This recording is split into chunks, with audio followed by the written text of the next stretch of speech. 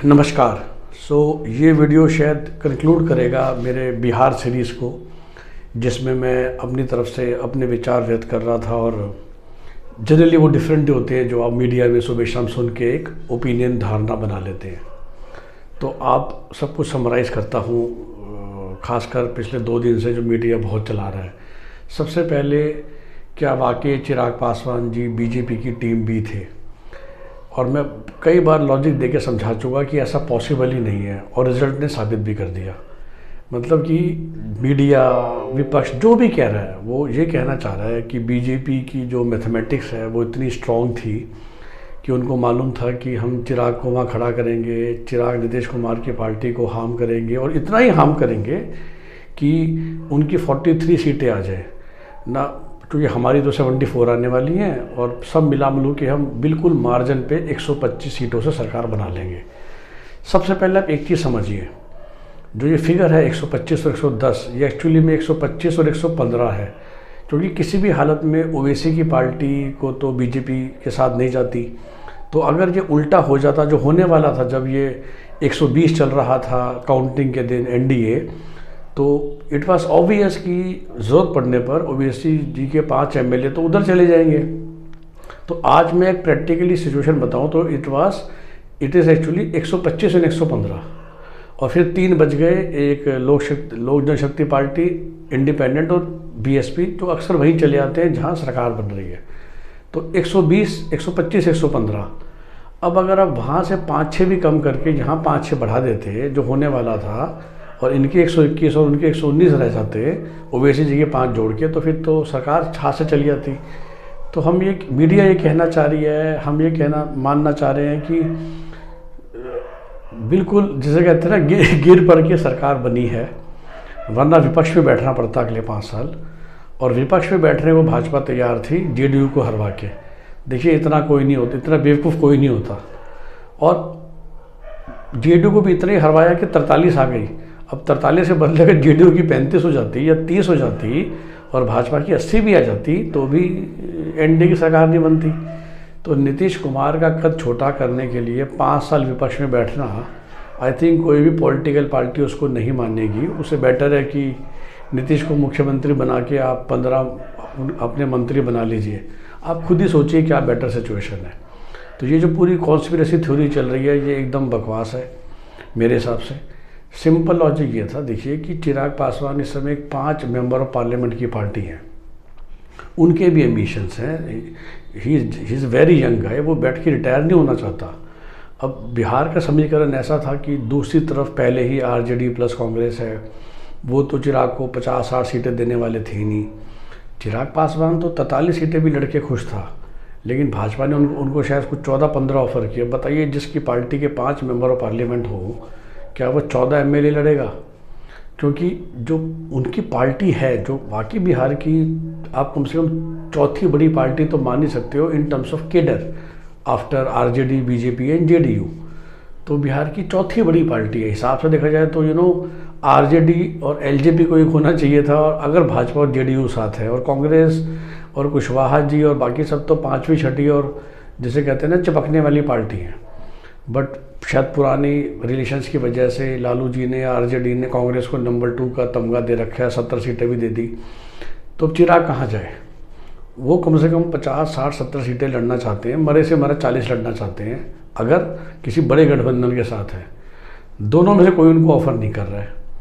अगर वो चुपचाप 15 सीटें लेके बैठ जाता, तो मुझे पूरी यकीन है कि उनके आधे से ज़्यादा लोग एलजेपी छोड़ के कुशवाहा जी की तरफ से या पप्पू यादव की तरफ से चुनाव लड़ते। क्योंकि देखिए, जो एक नेता होता है वो तो चुनाव लड़ने के लिए नेता बन के आगे चल रहे हैं ना। कोई एलजेपी से जुड़ा हुआ है 20 साल से, 25 साल से, उनके भी एम्बिशंस होते हैं। तो जिसे कहते हैं ना कि वो ये ऐसे सिचुएशन थी कि क्या करता। अब चिराग पासवान ने भी समझ लो कि इज्जत रख ली अपनी और मोदी जी की, और भाजपा ने इज्जत रख ली कि चलो एक दूसरे के खिलाफ ना कैंडिडेट खड़ा किया ना बोले। फिर लोग कहते हैं, अच्छा बीजेपी चिराग के खिलाफ क्यों नहीं बोल रही थी इलेक्शंस में? अरे, चिराग की पार्टी ही तो आपके साथ एनडीए में जुड़ी हुई है। उनके फादर और एलजेपी के प्रमुख अभी 1 महीने तक तो कैबिनेट मिनिस्टर थे। तो अब क्या बोलोगे खड़े होकर स्टेज पे कि एलजेपी को वोट मत दीजिए, वो भ्रष्ट है, वो चोर है, वो तो सत्ता में है ही नहीं। एलजेपी तो ना सत्ता में थी ना विपक्ष में थी। तो देखिए भाजपा चाहकर भी क्या बोलती, भाजपा जाके आरजेडी की बुराइयां कर रही हैं। और भाजपा अगर ज़्यादा चिराग की बुराई करती है और चिराग अपने कैंडिडेट खड़ा कर रहा था बीजेपी के अगेंस्ट, तो जिस तरह उसने जेडीयू को नुकसान पहुंचाया वैसे बीजेपी को भी नुकसान पहुंचाता।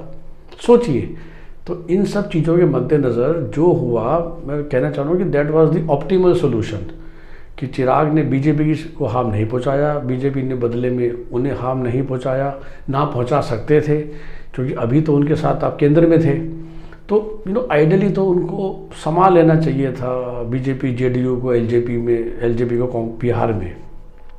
लेकिन बस वही बात है कि स्पेशली जेडीयू अपनी सीटें एक लेवल से कम करने को तैयार नहीं था कि भाई हम 90-95 पे लड़े। याद कीजिए जो लास्ट टाइम हुआ था जब आरजेडी जेडीयू और कांग्रेस थे तो 100 पे लड़े थे ना, बट इस बार ये लोग 110 से नीचे आने को तैयार थे नहीं। अगर जेडीयू 100 के बदले 95 में लड़ती, भाजपा 95 में लड़ती, तो शायद वीआईपी या हमको 5-7 देकर भी अब चिराग को 30-35 सीटें दे सकते थे। बट वो किसके एम्बिशंस थे वो नहीं हुआ। अब नहीं हुआ तो वो तो लड़ेगा ना बेचारा, और वही हुआ है। उसने अपने जोर लगाया, उससे एक चुनावी मुद्दा चाहिए था कि वो किसके अगेंस्ट लड़ रहा है।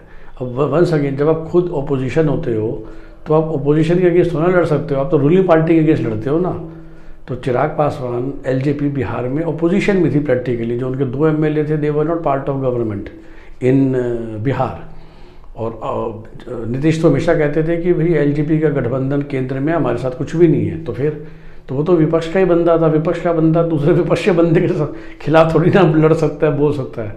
विपक्षी लोग तो हमेशा सत्ता के खिलाफ ही बोलते हैं ना, वही वो कर रहे थे। तो जो हुआ I think it was optimal, जो रिजल्ट आ गए वो ऑप्टिमल। अब आगे क्या होगा मेरे ख्याल से, देखिए नीतीश को मुख्यमंत्री बनाना ही था क्योंकि भाजपा भी उसी में खुश है। मैं पहले से कहता रहा हूँ, मेरा पुराने वीडियोस देखोगे कि ये नीतीश की आखिरी पारी है। उन्होंने खुद ही कह दिया कि मेरा लास्ट इलेक्शन है। और लेकिन मेरे ख्याल से पूरे 5 साल भी नहीं करेंगे। मेरे ख्याल से नीतीश जी कम से कम अगले लोकसभा तक रहेंगे, और अगर लोकसभा में फिर इस बार एनडीए की सरकार बनती है तो फिर वो शायद इस्तीफ़ा देके चीफ मिनिस्टर से केंद्र में चले जाएंगे, एक बड़ा मिनिस्टर बन के अगले 5 साल के लिए, जिसे कहते हैं ना कि सीएम पोजीशन से रिटायर होके। और वो बहुत ऑप्टिमल टाइम रहेगा 2024 की लोकसभा और 2025 के विधानसभा के बीच का 1.25 साल, कि तब भाजपा अपना एक 50-55 साल का यंग चेहरा मुख्यमंत्री बना देगी, जो 2025 में तेजस्वी या किसी और के साथ लड़ेगा। जहाँ तक चिराग की बात है, मैंने बताया कि नाइस फेलो, उसने बिल्कुल इंश्योर किया कि वो भाजपा की गुड बुक्स में रहे। बियॉन्ड ए पॉइंट उसको जेडीयू भी कुछ नहीं कह सकती। और देखिए जेडीयू के साथ भी एक समस्या है, अब माने ना माने, समाजवादी पार्टी में मुलायम के बाद अखिलेश थे, आरजेडी में लालू के बाद तेजस्वी हैं, शिवसेना में उद्धव ठाकरे हैं, उनके बेटा आदित्य ठाकरे आ चुके हैं। लेकिन अगर आप उड़ीसा की बात करें, नवीन पटनायक, या अम्मा ऑल इंडिया डीएमके की बात करें, इन लोगों ने अपना ना उत्तराधिकारी घोषित नहीं किया, और वही जेडीयू का हाल है। तो मेरी वैसे भी समझ कहती है कि नीतीश कुमार के बाद तो जेडीयू वैसे भी किसी बड़ी पार्टी में विलय हो जाएगी, क्योंकि कोई दूसरा नेता है ही नहीं, और नीतीश कुमार के पुत्र को कोई राजनीति में इंटरेस्ट है ही नहीं। जैसे कि जयललिता जी का तो कोई था ही नहीं वारिस।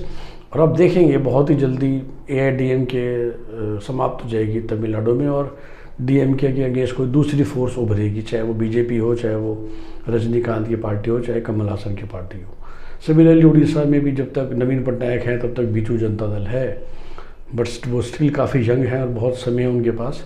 जैसे एनसीपी में फिर भी शरद पवार के बाद अजीत पवार या सुप्रिया सुले आई, लेकिन ये 2-3 पार्टी ऐसी हैं जो उत्तराधिकारी के बिना है।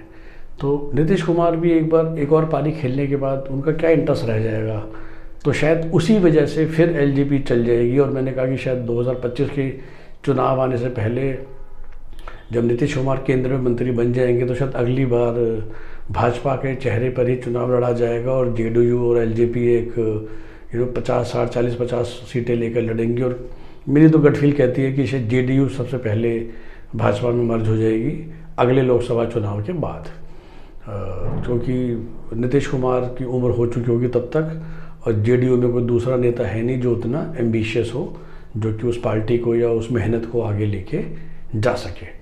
सो ये मेरे ख्याल से बिहार के चुनाव का विश्लेषण है, बिहार के फ्यूचर का विश्लेषण है, as well as politics is concerned.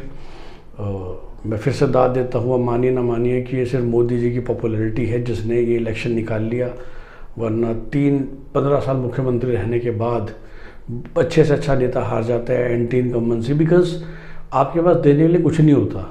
तो जब एक बाहर वाला बंदा तेजस्वी ने बड़ा वादा किया 10 लाख सरकारी नौकरी देने का, उस वादे को नेगेट करना बहुत मुश्किल था। और एक्चुअली में इसलिए सीटें कम आई है नीतीश कुमार की, लेकिन वो तो दूसरी तरफ मोदी जी की फ़िलहाल पॉपुलैरिटी सुपरहिट चल रही है, तो उन्होंने ये इलेक्शन निकाल दिया। इसलिए मैंने बताया कि अगले इलेक्शन से पहले they have to change the face, और वही भाजपा का ला के वो 1.25 साल में कुछ हंगामा कर देगा और फिर वो अपने बूते पर वोट मांगेंगे, बजाय के 20 साल बाद नीतीश कुमार जी के चेहरे पे वोट मांगेंगे। तो ये मेरा छोटा सा एनालिसिस है, देखते हैं फ्यूचर में क्या होता है। आशा है कि आपको सुन के मज़ा आया होगा। धन्यवाद।